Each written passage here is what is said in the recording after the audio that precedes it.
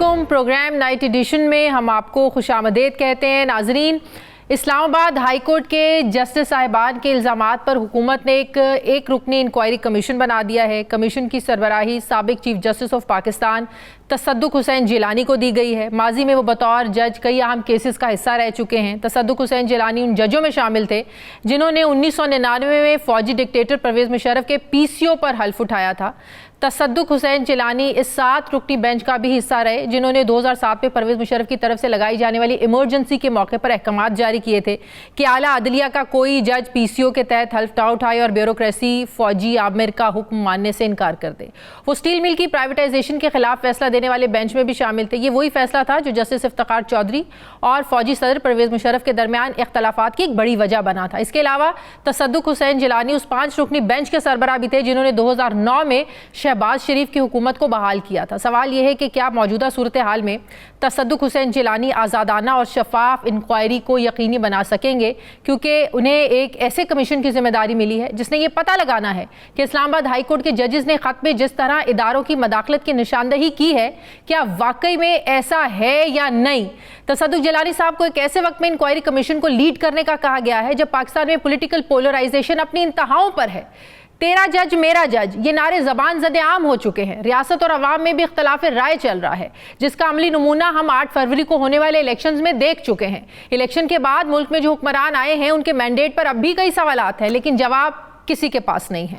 इत्तेहादी हुकूमत इस्टेब्लिशमेंट के साथ सेम पेज के खुमार में है, जबकि PTI इस सेम पेज को फाड़ने के लिए सड़कों पर आने के लिए तैयार बैठी है। तहरीक इंसाफ इंक्वायरी कमीशन को बनने से पहले ही रिजेक्ट कर चुकी है। सवाल यह है कि इस तल्ख सियासी माहौल में इंक्वायरी कमीशन हीलिंग टच कैसे साबित होगा। इसके अलावा हम सब जानते हैं कि मुल्क में जो नए फॉरेन मिनिस्टर हैं, एक बहुत बड़े चैलेंजेस हैं फॉरेन पॉलिसी के हवाले से। हमारे जो बॉर्डर्स हैं वहाँ पर बहुत ज़्यादा टेंशन है। ईरान के साथ मामलात को आपने देखना है, आपने चाइना के साथ देखना है। चाइना बड़ा नाराज़ भी नज़र आ रहा है CPEC को लेकर, क्योंकि IMF की बड़ी नज़रें हैं CPEC को कि आप जो उनसे पैसा ले रहे हैं वो CPEC के मंसूबों पर कितना खर्च हो रहा है, तो चाइना इससे भी नाराज़ हो रहा है। तो पाकिस्तान के लिए इतने ज़्यादा महाज हैं कि आपने चाइना को भी साथ लेकर चलना है, आपने अमेरिका के साथ भी ताल्लुकात को देखना है, फिर ईरान के साथ जो मामलात हैं, तो फॉरेन पॉलिसी को लेकर बहुत ज़्यादा चैलेंजेस है। फिर अफगानिस्तान एक बहुत बड़ा दोबारा से वहाँ से दहशतगर्दी सर उठाना शुरू हो गई है, TTP दोबारा से खड़ा होना शुरू हो गई है।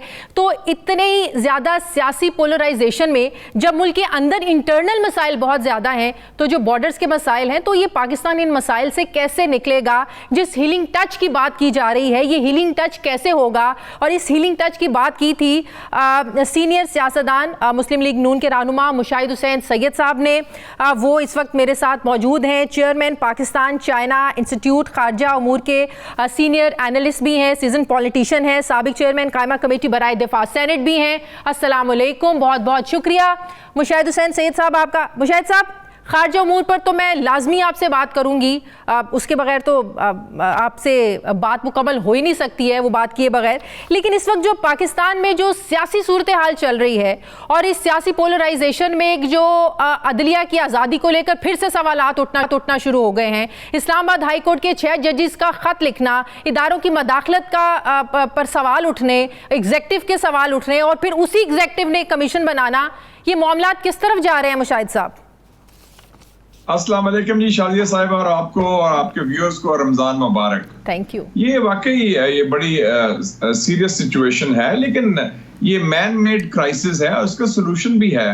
एक तो ये है कि हम 8 फरवरी के बाद पाकिस्तान के अंदर कुछ नए हकायक आए हैं। एक इलेक्शन हुआ है, जैसा भी इलेक्शन हुआ है, चाहे उसमें फ्लॉज आए, चाहे उसमें धांधली हुई, चाहे उसमें रिजल्ट तब्दील किए गए, लेकिन मजमूई तौर पर लोगों ने कबूल कर लिया है कि सिस्टम को हमने चलाना है। तो सिस्टम को चलाने के लिए कुछ रूल्स ऑफ द गेम होते हैं, जिसमें बुनियाद क्या होती है? रिस्पेक्ट करें मैंडेट को, कानून की बालादस्ती करें और आइन की पासदारी करें। और जिसका मैंडेट है, अगर PTI का मैंडेट है, उनको वोट मिले हैं, तो वो उसका एहतराम करना चाहिए। दूसरी पार्टीज को मिले हैं, उनका एहतराम करना चाहिए। तो वो रूल्स ऑफ द गेम मेरे ख्याल में अभी तक पूरी तरह फॉलो नहीं हो रहे। मसलन अगर सीट बनती थी, खसूसी नशिस्तें उनकी PTI को देना चाहिए था, फिर उनका जो बल्ला का इशू था वो बहाल करना चाहिए था। एनीवे, अब वो आगे बात बढ़ी। अब ये आपका आया रिवोल्ट ऑफ द जजेस। ये पहली दफा हुआ है कि वो कहते हैं कि जी हम इंसाफ मांगते हैं, तो जो खुद जो इंसाफ देने वाले हैं वो इंसाफ मांग रहे हैं, अब वो कह रहे हैं हमसे ज्यादती हो रही है। तो उस हवाले से मेरा जो व्यू है जस्टिस तसद्दुक़ जिलानी साहब, ये बेसिकली एक अच्छा उनका एक ट्रैक रिकॉर्ड है, एक इंटेग्रिटी के आदमी हैं, लोग उनके ऊपर कभी उंगली नहीं उठाई किसी हवाले से, जहां तक मुझे मालूम है उनकी इंटेग्रिटी के बारे में, उनकी आजादी के बारे में चीफ जस्टिस रहे हैं और इंटरनेशनल मुकाम भी है। तो मेरे ख्याल में हम कोई पिक एंड चूज नहीं कर सकते हैं। मेरे ख्याल में वी शुड जज by the results and his performance. लेकिन मसला ये है कि यहाँ पर कमीशन बनते ही मिट्टी डालने के लिए है, मसले को दबाने के लिए है। तो मसला ये है कि ये नहीं है कि किस शख्सियत को लगाया, मसला ये है कि उसका आउटकम क्या होगा। जी, ये नॉर्मली हमारा ट्रैक रिकॉर्ड कमीशंस के बारे में बहुत पुअर रहा। ये जुल्फिकार अली भुट्टो साहब ने कहा था कि जो काम नहीं करना, जो काम को गायब करना है या उसको हल नहीं करना, तो कमेटी बना दो या कमीशन बना दो। ये बात सही है, लेकिन इसमें अगर उन्होंने मैंडेट दिया है 60 डेट्स का और काम करने का, तो वो कर लेना चाहिए। वैसे तो असूली तौर पर इशू जो रेज हुआ था वो जुडिशरी के अंदर रेज हुआ था और उन्होंने रेज किया था सुप्रीम जुडिशरी काउंसिल के सामने, जो वो भी एक अनप्रेसिडेंटेड चीज थी। तो चीफ जस्टिस साहब ने शायद मुनासिब समझा कि ये बात हुकूमत को हैंड ओवर कर दें और वो फैसला करें। तो मेरे ख्याल में we should give it, I would give the benefit of doubt and give it a chance. हर चीज पर हम नो करते हैं, रिजेक्शन करते हैं और फिर जब दबाव आता है तो फिर हम मान भी जाते हैं। तो ये नहीं होना चाहिए, कुछ मुस्बत रवैया भी होना चाहिए हर तरफ से और दिल बड़ा करके, दिमाग बड़ा करके आगे चलें, क्योंकि जो क्राइसिस हैं हम उनको हल करें। लेकिन ये क्राइसिस के जिम्मेदार भी हम लोग ही हैं। आप देखें ना, 2018 में जब जस्टिस शौकत सिद्दीकी साहब का मामला सामने आया था, उस मामले को संजीदा सीरियस ले लिया जाता तो शायद आज ये दिन ना देखना पड़ता। बिल्कुल सही कहा। देखें जी, मैं तो पार्लियामेंट में मैंने कहा था जब 2017 में मियां साहब के खिलाफ वो उनको निकाला गया जुडिशरी के जरिए, तो मैंने कहा था पार्लियामेंट में कि सॉफ्ट कू हुआ है और उनसे ज्यादती हुई है। और मैंने ये भी कहा था पार्लियामेंट में कि वो सियासी कैदी हैं। तो बात उस वक्त करनी चाहिए, सही करनी चाहिए। हमारे भी दौरे मेयार हो जाते हैं ना, जब हमें कोई ज्यादती करे तो हम कहते हैं बहुत जुल्म हुआ, और कोई हमारे मुखालिफ के खिलाफ हो तो हम कहते हैं बड़ा अच्छा हुआ। तो वी हैव डबल स्टैंडर्ड्स। मेरी मुराद सियासतदान भी है, क्योंकि हमारी पोलराइजेशन इतनी है तो दौरे मेयार पर हम ऑपरेट करते हैं। एक असूल अगर अपना लें तो हर के लिए एप्लीकेबल है, चाहे मैं हूं या आप हो या कोई और हो, तो फिर मामला बेहतर होंगे। असगर खान से मामला शुरू हुआ और आज हम ये दिन देख रहे हैं, तो अल्लाह करे ये मामला यहाँ पर खत्म हो जाए और दोबारा इस तरह की शिकायत, स्पेशली इदारों को आजाद हमारे मुल्क में काम करना चाहिए। अच्छा मुशाहिद साहब, इलेक्शन के लेकिन ये भी देख लें, एक ऐड कर लूं, असगर खान साहब की बात आपने की, तो उनका केस कितने सालों के बाद सुना गया, ये भी देख लें। अनफॉर्चुनेटली 1990 का वाकया था and it took about 10 years or so. ये बिल्कुल anyway. बिल्कुल सही कह रहे हैं। अच्छा, इलेक्शन के नतीजे में एक जो स्टेबिलिटी आनी चाहिए थी वो नहीं आई। हमें लगता है कि हम 8 फरवरी से पहले वाली सिचुएशन पर खड़े हुए हैं। आप हीलिंग टच की बात करते हैं, सियासी इस्तेहकाम नहीं आएगा तो मुआशी इस्तेहकाम नहीं आएगा, मुआशी इस्तेहकाम नहीं आएगा तो आपके मुल्क में इन्वेस्टमेंट नहीं आएगी। इस वक्त तहरीक इंसाफ में एक धड़ा ऐसा है जो कह रहा है कि अभी भी हमें जो है ना मुफाहमत की तरफ नहीं बढ़ना है, हमें मज़ामत ही करनी है। अभी PTI के एक रहनुमा से मेरी बात हो रही थी, वो कहते हैं तहरीक इंसाफ में बहुत ज़्यादा लोगों की तादाद ऐसी है जो कहते हैं कि हमें मज़ामत के रास्ते पर चलना चाहिए। आप नहीं समझते इतना कुछ होने के बावजूद PTI को माइंडसेट बदलने की जरूरत है? मैं हमेशा कहता हूं कि हमें चाहे PTI हो या हुकूमत हो या एस्टेब्लिशमेंट हो या कोई फॉरेन पावर भी हो, अपनी गलतियों से सीखें। गलतियां करनी है तो नई गलतियां करें, माजी की गलतियां ना दोहराएं। अब देखें ना, PTI के पास पूरी गवर्नमेंट थी, ठीक है, उनको टॉपल किया गया, वो भी सॉफ्ट कू था, पार्लियामेंट को इस्तेमाल किया गया, लेकिन उन्होंने क्या किया, उनके पास 150 मेंबर्स ऑफ पार्लियामेंट थे, शाजिया साहिबा, 150 members of the national assembly उनके हाथ में थे। उन्होंने उनको इस्तीफा देके वो पूरी असेंबली को उन्होंने हैंड ओवर कर दिया अपने मुखालफिन को। अगर 150 लोग वो रहते तो मैं आपको बता सकता हूँ PDIM गवर्नमेंट 4 या 6 हफ्ते से ज्यादा नहीं चल सकती थी। फिर आधे से ज्यादा पाकिस्तान आपके मुट्ठी में था। एक मुट्ठी में आपके पास पंजाब था, दूसरी मुट्ठी में खैबर पख्तूनख्वा की गवर्नमेंट थी। It is so powerful. मुझे याद है कि जुल्फिकार अली भुट्टो ने कहा था कि Punjab is the bastion of power when he was 1970 के इलेक्शन में। तो वो आपने कहा कि नहीं, इस्तीफा दो, इलेक्शन कराओ। आपने खुद हुकूमत अपने मुखालफिन को सिल्वर प्लेटर पर हैंड ओवर कर दी। Yes. और बाद में रियलाइज किया कि ये गलती हुई। तो अब ये कोई गुरिल्ला जंग नहीं हो रही पाकिस्तान में। पाकिस्तान में इलेक्शंस हुए हैं, इलेक्शंस ठीक है, हर कोई इलेक्शन 2018 के इलेक्शन में भी धांधली हुई थी, रिजल्ट ट्रांसमिशन सिस्टम मैनिपुलेट हुआ किया गया था, अब भी गड़बड़ हुई है। लेकिन अगर आपने प्रोसेस को आगे चलाना है तो कुछ rules of the game follow करें। उनकी एक हुकूमत बन गई है, उनको चाहिए कि लीगल बैटल भी करें, पॉलिटिकल बैटल भी करें, और उनका हक है एहतजाज करने का पुरअमन, चाहे वो सड़कों में करें या पार्लियामेंट और सिस्टम के अंदर करें। सिस्टम के अंदर आए तो उनकी इतनी मजबूती हो गई है, उनकी लॉबी की वजह से अमेरिकन कांग्रेस में पाकिस्तान का इलेक्शन मुतनाज़ हो गया है। 20 मार्च को डोनाल्ड लू को आना पड़ा, तो उनको ये भी हुआ। और अभी बाइडन का जो खत आया उसने मुबारकबाद भी नहीं दी शहबाज शरीफ को, ये भी लॉबिंग का ही नतीजा है ना, कि जो 33 कांग्रेसमैन हैं डेमोक्रेटिक, उन्होंने कहा है बाइडन को कि जनाब ये इलेक्शन ठीक नहीं। तो आप स्टेप बाय स्टेप सारा काम करें। ये विनर टेक ऑल या एक्सट्रीम्स, मैं उसके खिलाफ हूँ।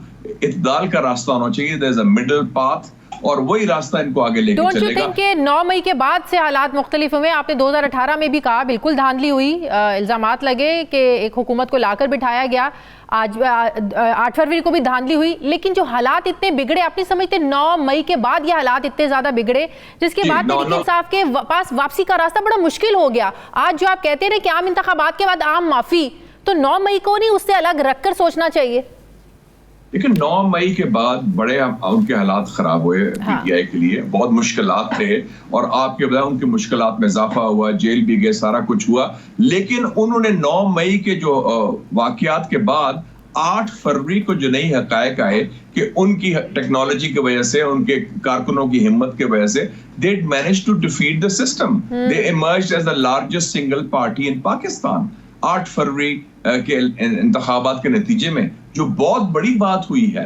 हम अंडरस्टैंड करें कि पाकिस्तान में इतनी बड़ी पार्टीज, एक पार्टी पीपल्स पार्टी जो 67 से चल रही है, एक बानी पाकिस्तान की पार्टी मुस्लिम लीग, दोनों को उन्होंने हराया और लार्जेस्ट सिंगल पार्टी बने। तो आप उसके ऊपर बिल्ड करें ना, तो और आगे लेके चलें अपनी सक्सेस को, बनिस्बत के वो जो सक्सेस है उसको भी रिवर्स किया जाए अपनी गलतियों की वजह से, वो नहीं होना चाहिए। बिल्कुल, 9 मई के जो लोग हैं उनको कटहरे में लाएं, सजाएं दें, लेकिन उसके साथ साथ जो एक सियासी आपका सिस्टम है उसको स्मूथली चलने देना चाहिए। अब डू यू एग्री? देखिए जी, 9 मई अपनी जगह जिन्होंने वायलेट किया, बिल्कुल they should be tried under the law.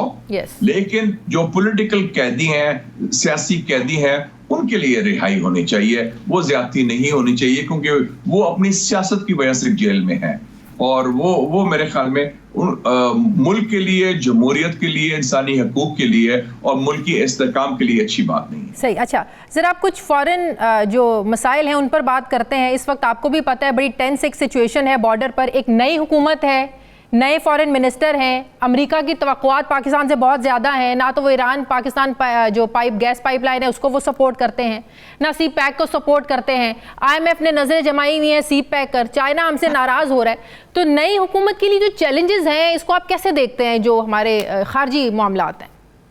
सबसे बड़ा चैलेंज ये है, 2 किस्म के चैलेंजेस हैं। एक तो ये है कि 4 आपके हमसाए हैं, उनमें से 3 से आपकी चपकलिश है, ईरान, अफगानिस्तान और हिंदुस्तान, और इन तीनों से आपका पिछले 5 साल में फौजी क्लैश हो चुका है। गो कि इंडिया ने हमला किया था पुलवामा के हवाले से 5 साल पहले, लेकिन ईरान और अफगानिस्तान में तो हालिया हुआ है ना, तो वो एक सिचुएशन है। और चाइना भी कोई खुश तो नहीं है ना, कि चाइना मतवातर यही वाकयात हो रहे हैं कि चीन को हम वादा करते हैं कि आपके बाशिंदे, आपके एक्सपर्ट्स, आपके इंजीनियर्स, आपके टेक्नीशियन जो पाकिस्तान में पाकिस्तान की डेवलपमेंट के लिए आए हैं, चाहे सीपैक के तहत या बायलैटरली, उनको मारा जा रहा है, और दहशतगर्द बड़ी आसानी से उनके टारगेट करते हैं। कभी दासू में, कभी गवादर में, कभी कराची यूनिवर्सिटी टीचर्स में भी उनको मार दिया गया, और अभी जो बिशाम में हुआ है। तो ये हमारा सिस्टम जो है सिक्योरिटी का, इसमें जो कोताही है, जो नाकामी है, उसको तो हम दूर करें ना, एक सिस्टम तो बनाए ना उनको ठीक करने का।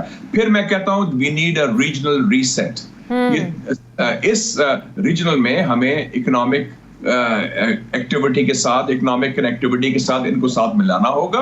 और ये ना बोले शाजिया साहिबा कि एक नई सिचुएशन आई है कि पाकिस्तान में जो अंदरूनी दहशतगर्दी का इशू अब हमारी रीजनल जियोपॉलिटिक्स से लिंक हो गया है।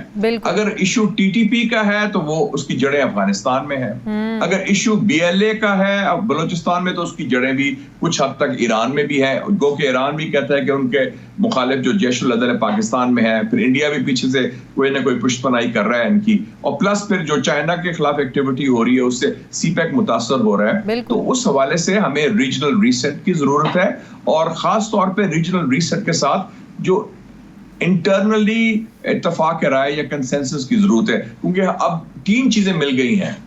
केपी में पीटीआई की गवर्नमेंट है, केपी के अंदर टीटीपी में दहशतगर्दी बढ़ रही है, और केपी का बॉर्डर अफगानिस्तान से है जिसकी हुकूमत जो काबुल में है अफगान तालिबान में, उनसे हमारे ताल्लुकात अच्छे नहीं। तो you know we can see can एक आर्क ऑफ इंस्टेबिलिटी इमर्ज कर रहा है, गवादर से लेके गिलगित तक, जनूब से लेके शुमाल तक। तो ये हमारे लिए अच्छा नहीं। ये अदम इस्तेकाम अगर हुआ और बढ़ता गया दहशतगर्दी के हवाले से। मुशाहिद साहब, हम अफगानिस्तान को हैंडल कैसे करें? आपको पता है पिछले 3 सालों में हमारी 3 पॉलिसियां रही हैं अफगानिस्तान के हवाले से। आपको पता है जब अमेरिका वहां था तो हम अफगान तालिबान को कहते थे जी गुड तालिबान, हम उनको ज़ाहिर प्रोटेक्ट भी करते थे, उनको हेल्प आउट भी करते थे। फिर दिन आता है जी 15 अगस्त 2021 का, हमने कहा जी अब तो टीटीपी से मुज़ाकरात होने चाहिए, यहाँ से हमारी अस्करी क़यादत के लोग भी गए, लीडर्स भी गए, बातचीत भी हुई। तो मतलब ये है कि अफगानिस्तान का जो मसला है वो दिन ब दिन बढ़ता जा रहा है, और हम इसी जोन में रहते हैं भी कि हमें तो अफगान तालिबान ने बड़ी यकीन दहानियां कराई थी, हमारी सरजमीन तो किसी के खिलाफ दहशतगर्दी में इस्तेमाल नहीं होगी, लेकिन हो रहा है सब कुछ। तो अफगानिस्तान का मसला बहुत बड़ा चैलेंज बनता जा रहा है सर। बिल्कुल सही आपने फरमाया, हमारी अफगान पॉलिसी या जो भी आप कहते हैं सो कॉल्ड पॉलिसी वो फेल हो चुकी है। हमें ये तस्लीम करना चाहिए। आपने ठीक कहा कि जो पहले गुड तालिबान थे, बैड तालिबान थे, अब सारे इकट्ठे कर दिए हमने, और हमने किसी से बात नहीं हो रही, बॉम्बिंग हो रही है। एक तो high level political communication resume करें। डंडे का इलाज नहीं है, फौजी इलाज नहीं है इस मसले का, क्योंकि फौजी इलाज अफगानिस्तान के लोग जो हैं उनको गरीब है जरूर है, लेकिन they are very proud about their heritage. उनको एक काम जरूर करना आता है, लड़ाई करनी आती है, लड़ना जानते हैं। 40 साल से वो लड़ते रहे हैं, चाहे सोवियत यूनियन के खिलाफ और अमेरिकन के खिलाफ, और उनको बैटल फील्ड में आप नहीं हरा सकते। तो मेरा अप्रोच होगी डिप्लोमेटिक अप्रोच।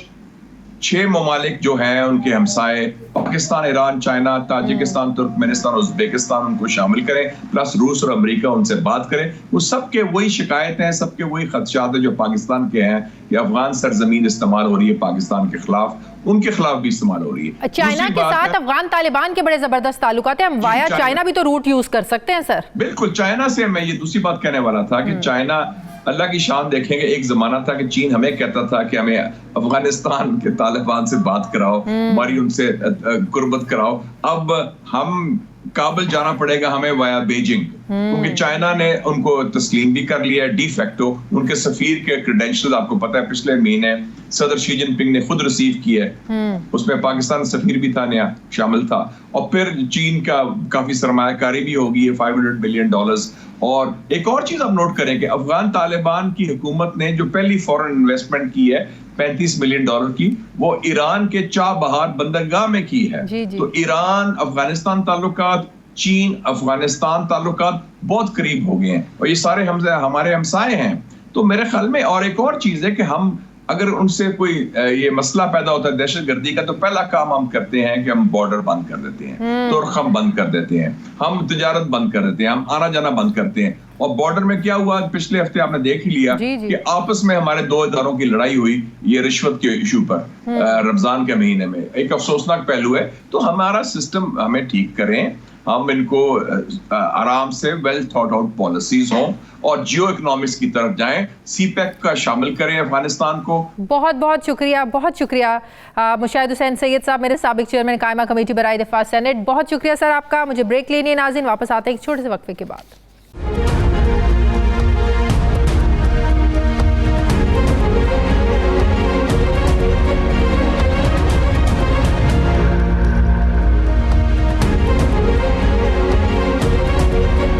ब्रेक के बाद एक बार फिर से आपको खुशामदीद कहते हैं नाजरीन। बानी पीटीआई से मुशावरत में कमी या फिर मखसूस मशीरों के मशवरे कप्तान को अंधेरे में रख रहे हैं?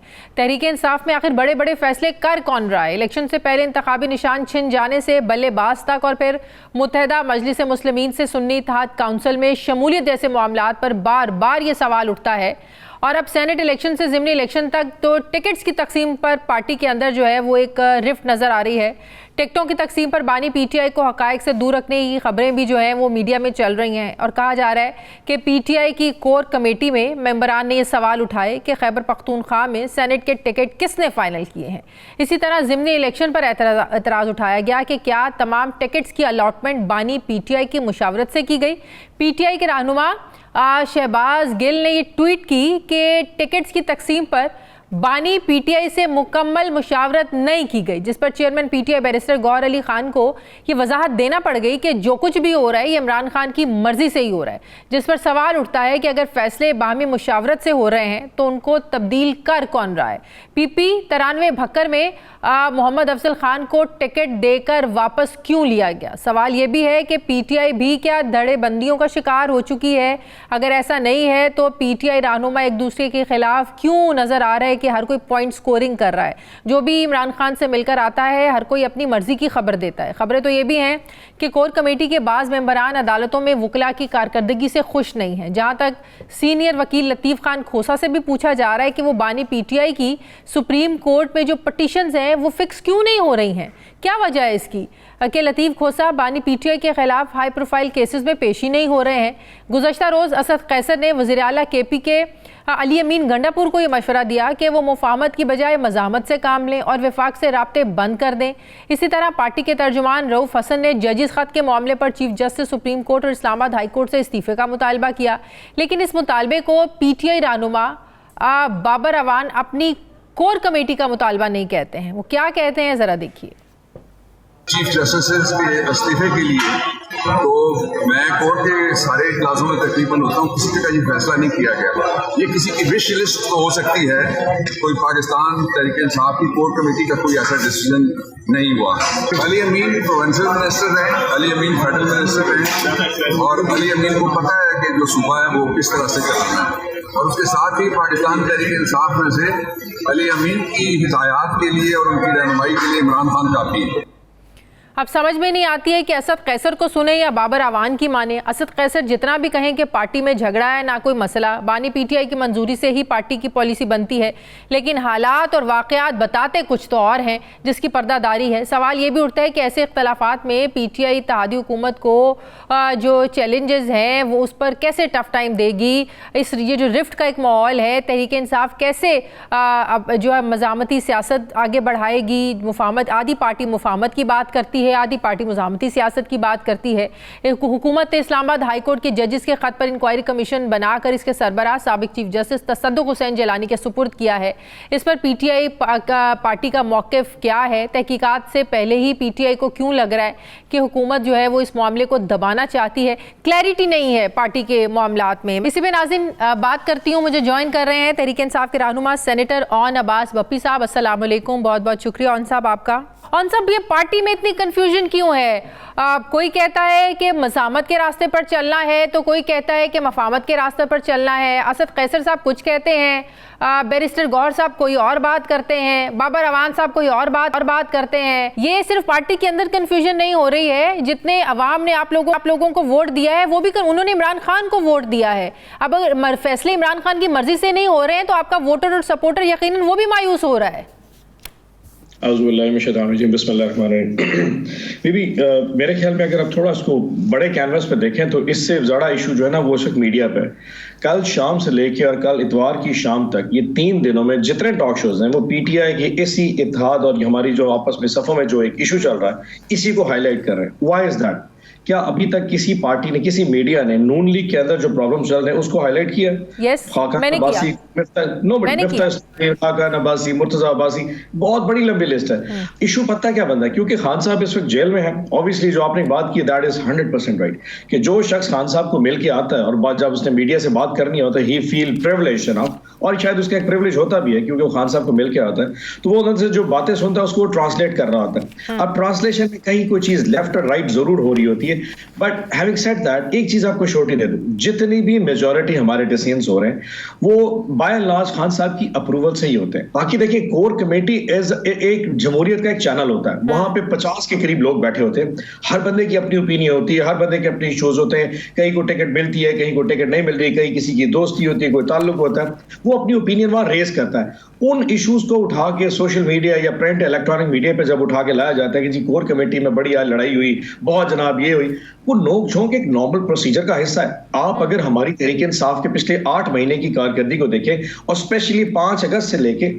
अब तक देखें जब से खान साहब की अरेस्ट हुई है, बड़ी तरीके से बड़ी हैगमनी के साथ हमारी पार्टी ने जिस तरीके से इलेक्शन चलाया, सोशल मीडिया कैंपेन चलाई, बल्ले के निशान के बाद जिस तरीके से हमने लोगों चलिए वो मसाइल तो अपनी जगह है ऑन साहब वो मसाइल तो अपनी जगह है, लेकिन जब एक तरफ असद कैसर साहब आपकर ये बात करेंगे कि नहीं हमें अब मुफाहमत नहीं करनी, मज़ामत करनी है, वफाक से राब्ते जो हैं वो अली अमीन गंडापुर को जो वो मुनक़ते करने चाहिए। अब असद कैसर साहब उनका एक स्ट्रेचर है, वो एक सीनियर पॉलिटिशियन है, स्पीकर कौमी असम्बली वो रह चुके हैं, तहरीक इंसाफ के बानी पीटीआई के बहुत ज़्यादा वो क्लोज़ हैं। दूसरी तरफ बाबर अवान साहब कोई और बात करते हैं, बैरिस्टर गौहर साहब भी कोई और बात करते हैं। मतलब कि अब आधी पार्टी लगता है चाहती है कि नहीं मज़ामत होनी चाहिए, मुफाहमत का कोई रास्ता ही नहीं है, लेकिन आधे लोग कहते हैं कि नहीं मुज़ाकरात के दरवाजे खुले हैं, हम बातचीत करने के लिए तैयार हैं। अब ये तो एक बहुत बड़ी कन्फ्यूजन है ना। अब ये पार्टी की इसमें पॉलिसी क्या है, मुफाहमत या मुज़ामत? मैं कर्ज करूं जो असद कैसर साहब ने स्टेटमेंट दी या बाबर रवान साहब ने दी या बैरिस्टर वो उनकी अपनी अपनी ख्वाहिशात हैं, अपनी उनकी ऑफिस इंफॉर्मेशन भी होगी, कहीं डिस्कशन भी होगी, सो देयर सीनियर लीडरशिप है वो एक चीज को कन्वे करते रहते हैं। हैविंग सेड दैट मेजॉरिटी हमारी पार्टी की जो एक ख्वाहिश है वो मज़ामत की है, मुफाहमत के वाले से कोई बात नहीं हो पा रही। सो जो उन्होंने अली अमीन गंडापुर के वाले से कहा, मेजॉरिटी लोगों की ख्वाहिश है कि ऐसा नहीं होना चाहिए, बट अगर देखा जाए तो अली अमीन गंडापुर की जो मजबूरी है वो सारे समझ सकते हैं। एक शख्स ने अगर सूबा चलाना है तो ही has to meet the federal government, उसको पीएम को दोबारा क्लियर कीजिएगा, मेजॉरिटी चाहती है कि हम मज़ामत करें? मेजॉरिटी चाहती है मज़ामत हो, मुफाहमत के वाले से कोई बात। उसकी वजह बड़ी सिंपल है, जिन लोगों ने हमें वोट दिया है 8 फरवरी को, वो ये समझते थे कि 8 को वो वोट डालेंगे और 9 फरवरी को खान साहब पटियाला से बाहर निकल आएंगे। हैविंग सेड दैट 1.5-2 माह में जिस किस्म के मामला चल रहे हैं और जैसा मतलब ये आपस में अगर देखा जाए जो बंदर बांट चल रही है पूरे पाकिस्तान में, फलाना सूबा तुम्हारा हो गया, फलाना सूबा तुम्हारा हो गया, फलाने ओहदे deputy chairman senate, speaker, deputy speaker, prime minister, CM, जिस तरीके से बांट है, सो उसमें लोगों को समझते हैं और हमारी पार्टी के लोगों की ख्वाहिश है कि ये लोग संभलने वाले नहीं है, ये तो इनको बहुत बड़ा लंबा प्लान लेके जा रहे हैं। हमारी अल्टीमेटली जो मेन हमारी जो ख्वाहिश थी वो तो खान साहब को बाहर निकालना था। सो मेजॉरिटी इस वक्त पार्टी में जो लीडरशिप है, जो अवाम है, जो कारकुन है, उनकी ख्वाहिश है कि मज़ामत होनी चाहिए। ऑब्वियसली इस पे इत्तेफाक होने में थोड़ा टाइम, आप समझते हैं कि ये एक अच्छा मैसेज है, इदारों को आपको अच्छा मैसेज दे रहे हैं, या जो हुकूमत बैठी है उसको अच्छा मैसेज दे रहे हैं? इदारों की तरफ से भी कोई अच्छा मैसेज नहीं आ रहा। आप अगर देखें ये 6 जजेस वाली जो कहानी है, ये 6 जजेस की लेटर हमने तो नहीं लिखा ना, ये 6 जजेस का साथ जो कुछ पेश आया उन्होंने लिख दिया। एक हाई कोर्ट का जज बैठ के अगर मिसाल के तौर पे किसी के फांसी के ऊपर खत लिखता है, इस शख्स को फांसी दी जाए, तो दुनिया चाले नहीं करती, उसने यकीनन को गवाही देखी होगी, कुछ विटनेसेस होंगे, और उसने लिख दिया। जब वही जज कहता है कि मेरे ऊपर प्रेशर है, मेरे घर में आले लगे हुए हैं, मुझे प्रेशराइज किया जा रहा है, डेथ थ्रेट्स हैं, सो हम उसको डाउट करना शुरू कर देते हैं। हमने फौरन एक जुडिशियल कमीशन बना दिया। चाहिए तो ये था कि चीफ जस्टिस साहब खुद अपनी सरबराही में कमीशन बनाते, इन्वेस्टिगेट करते, दुनिया को बताते। उन्होंने पीटीआई ने 2018 में जस्टिस शौकत सिद्दीकी के मामलात को संजीदा लिया होता और जो एक सिफारिश गई थी सदर मुमलिकत उस वक्त आरिफ अलवी साहब के पास, उनको उनके ओहदे से ना हटाया होता, हटाने के बजाय छानबीन की होती, तो शायद आज ये दिन ना देखना पड़ता। एक बात कहूं, हमारी हुकूमत पहली दफा 18 में आई थी और मैं मानता हूं हमसे बहुत सारी गलतियां हुई होंगी और इंसान है, हमने कोई सारी, तो ये गलती थी ना आप लोगों की? इन पॉलिटिकल इसकी बात नहीं कर रहा मैं, वैसे कह रहा हूं जनरली हम कोई मतलब कैसे, हम कोई इंसान ही है ना, गलती तो हमसे हो ही सकती है। हम पहली दफा रूल करने आ रहे थे, कई हमसे मिस्टेक्स हुई होंगी। इन पॉलिटिकल पार्टीज ने तो 3-3 दफा हुकूमत की है, इन्होंने तो पहली दफा नहीं देखा ना। अब ये जिस तरह मजे ले रहे हैं इस वक्त, अगर इनके एस्टैब्लिशमेंट के साथ हालात ठीक है और सारे वन पेज पे आके हमें रगड़ने पे आ चुके हैं, तो ये वक्त तो पहले भी दे चुके। इनको सबक सीखना चाहिए था, हमने तो सबक सीख लिया था हार्ड वे। हम तो ये सबक सीख चुके कि आगे हमने क्या करना है, बट जो मैसेज हमें इनसे मिल रहा है वो कोई इस वक्त मफाहमत का नहीं नजर आ रहा। अगर आप माइंडसेट इस वक्त देखें तो आज भी जो किस किस्म के फैसले आ रहे हैं, आज ये गुजरांवाला के हमारे जो वर्कर्स के फैसले आए, इससे पहले हमारी लीडरशिप अभी तक जेलों में पड़ी है, लाहौर में हमारे सारे लीडरशिप जेल में पड़ी है। लगता है जो एक पेज है ना, ये 2-3 साल के बाद बड़ा नुकसान पहुंचाता है। ये तरीके से आप लोग भी भुगत चुके हैं एक पेज पे रहना। बड़ी चीजें कॉम्प्रोमाइज की हैं आप लोगों ने भी। ये एक पेज पे रहने की एक प्राइस जरूर होती है। आई एम श्योर कि हर बंदा आप समझ सकता है, ये एक पेज के रहने के ऊपर जब अच्छा खुद को फील हो रहा हो ना, तो यकीनन दूसरी साइड की स्टोरी नजर नहीं आ रही थी। हम ऑब्वियसली पहली दफा, मैंने कहा 18 में हमारी हुकूमत पहली दफा आई थी, हमने दूसरी साइड की कहानी शायद पहली दफा देखी है। अगली दफा इंशाल्लाह जब मौका आएगा तो शायद वन पेज तो जरूर हो, लेकिन हम दूसरी कहानी भी जरूर समझ रहे हो कि हो क्या सकता है। बहुत शुक्रिया। तहरीक इंसाफ के रहनुमा सेनेटर ऑन अब्बास बप्पी साहब मेरे साथ थे। मुझे ब्रेक लेनी है नाज़रीन, वापस आते हैं एक छोटे से वक्फे के बाद।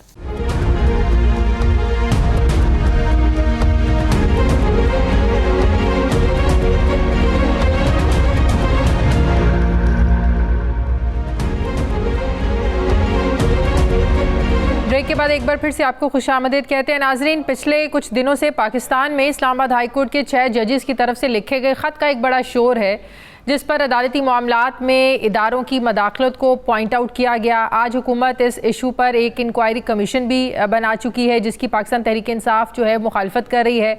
सेनेट इलेक्शन की मसरूफियात भी हैं सियासी जमातों को, मगर इस सारे मंजरनामे में पाकिस्तान पीपल्स पार्टी का इस्लामाबाद हाई कोर्ट के जजेस की तरफ से ख़त लिखना, इस पर मायने खेज जो खामोशी है, जो रिएक्शन एक्सपेक्ट किया जा रहा था, एक्सपेक्टेड था कि पाकिस्तान पीपल्स पार्टी भी देगी कि ये मुल्क में क्या हो रहा है, अदलिया की आज़ादी पर जो है एक बहुत बड़ा सवालिया निशान खड़ा हो गया है। तो ये पाकिस्तान पीपल्स पार्टी की जो खामोशी है ये क्यों है? क्या अदलिया की आज़ादी पाकिस्तान पीपल्स पार्टी की तरजीह नहीं रही है, या वजूहात कुछ और हैं?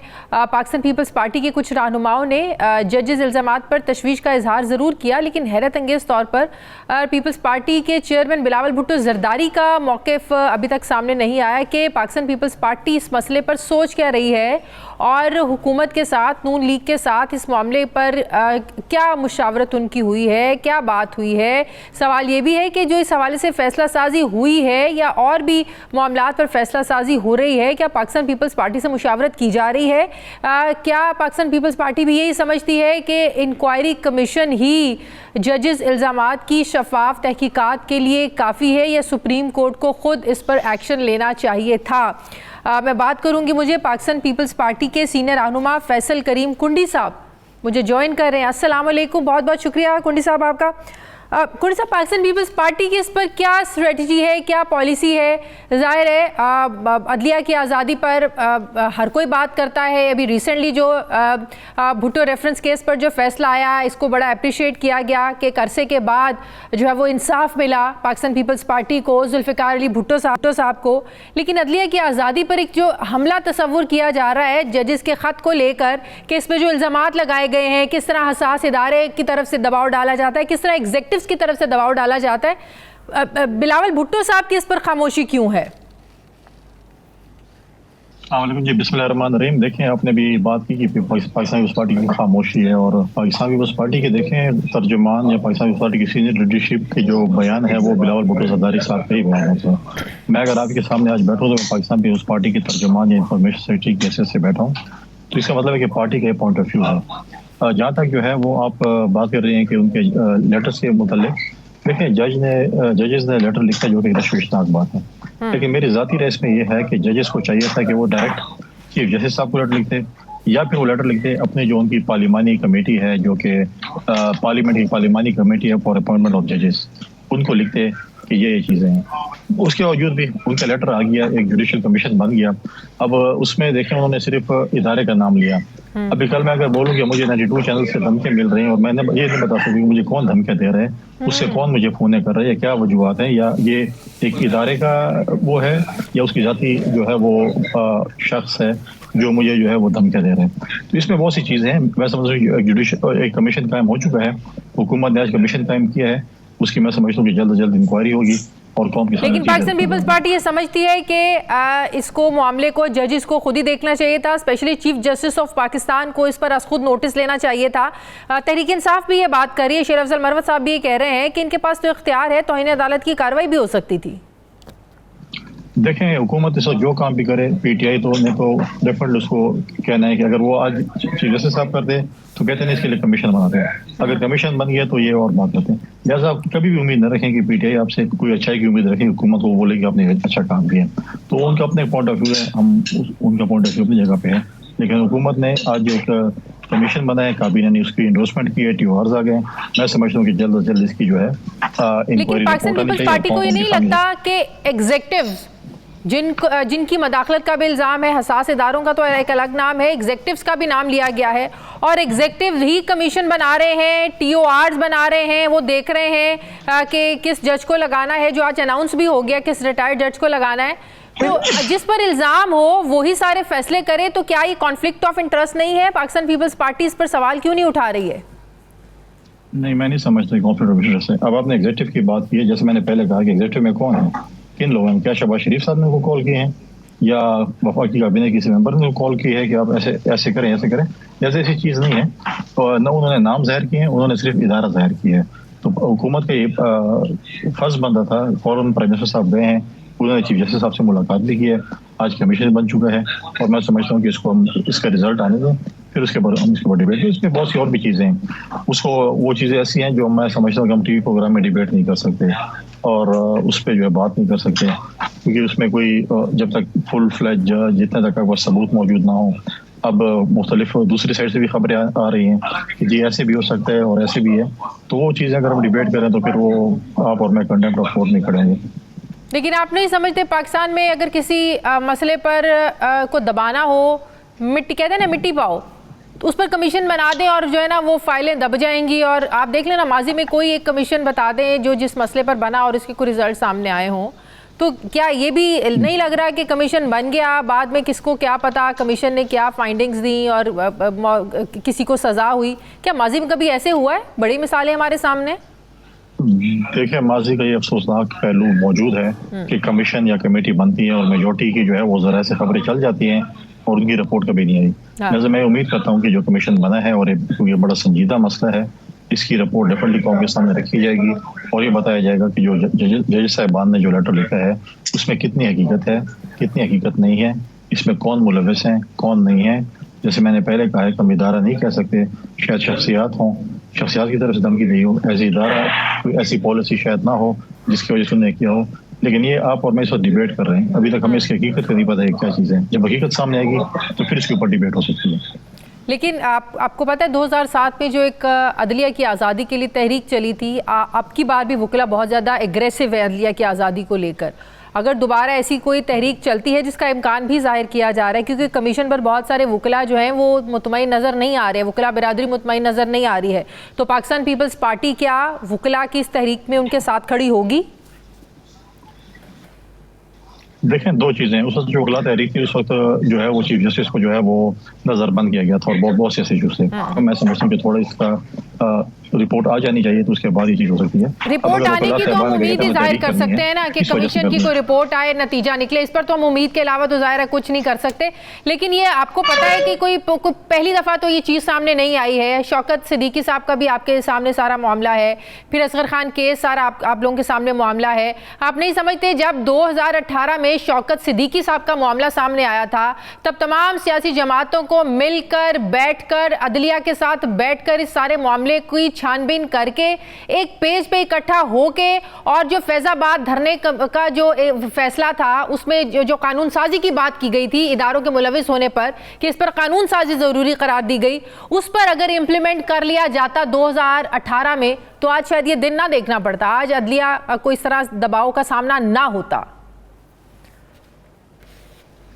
देखें, बहुत से ऐसे इशूज़ हैं माजी में, अगर हम जाना चाहें जाएंगे तो बहुत से ऐसी जो है जो हमें जो है वो चीज़ें खुलेंगी। फिर माजी में जो है वो पिछली हुकूमत ने जो आज उस पर इल्ज़ाम लगा रही है और आज कह रही है कि फायज़ी साहब को जो इसके ऊपर 100 मोटर एक्शन लेना चाहा था, तो उन्हीं की हुकूमत ने तो फायज़ा के खिलाफ एक रेफरेंस भेजा था कि इसको DC ख़त्म कर दिया जाए, अपने प्रेसिडेंट को उन्होंने भेजा था।